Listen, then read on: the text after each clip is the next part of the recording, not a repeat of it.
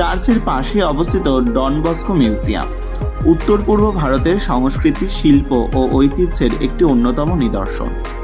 বর্তমানে এই কেন্দ্রটি ক্যাথলিক চার্চের অন্যতম প্রধান কেন্দ্র হিসেবে শিক্ষা ও সমাজসেবা অব্যাহত রেখেছে।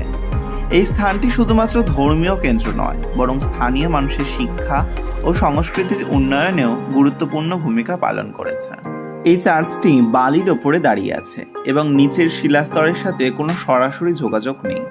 যেহেতু শিলং যে অঞ্চলে অবস্থিত তা তীব্র ভূমিকম্প প্রবণ, তাই এই ধরনের ভিত্তির সুপারিশ করা হয়েছিল।